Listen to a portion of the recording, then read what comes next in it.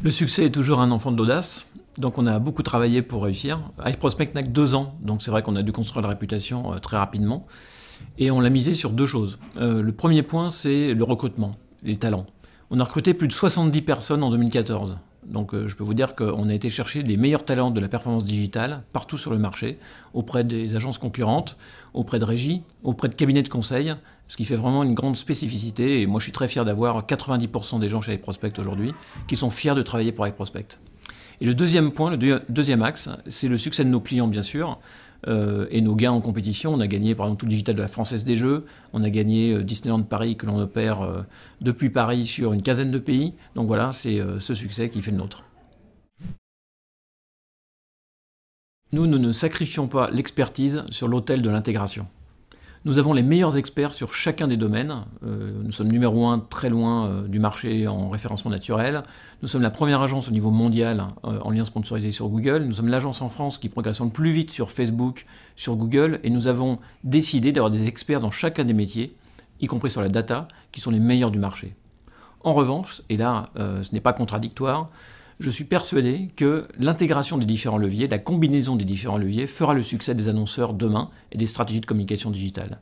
Et donc nous avons cette capacité, avec un conseil renforcé, d'un meilleur niveau qu'une agence média, d'être capable d'appréhender de façon holistique la communication digitale. Et c'est là où les systèmes de mesure, sur lesquels nous avons beaucoup investi, nous permettra de mesurer à la fois les business générés online, mais aussi les magasins, puisque les magasins physiques restent un élément très important. Innover, c'est d'abord se réinventer en permanence. C'est pour ça que sur les 2 premiers points, je voudrais insister sur la façon dont on a réinventé des métiers pourtant traditionnels.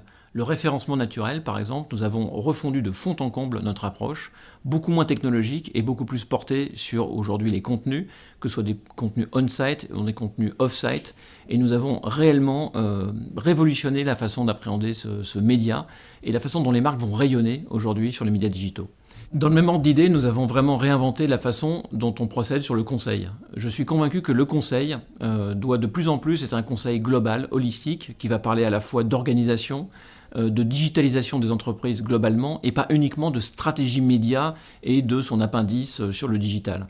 Le digital nous oblige à cette fluidité, nous oblige à remonter plus en amont dans les stratégies de nos clients, et donc à être meilleur sur l'appréhension de la totalité du spectre du digital.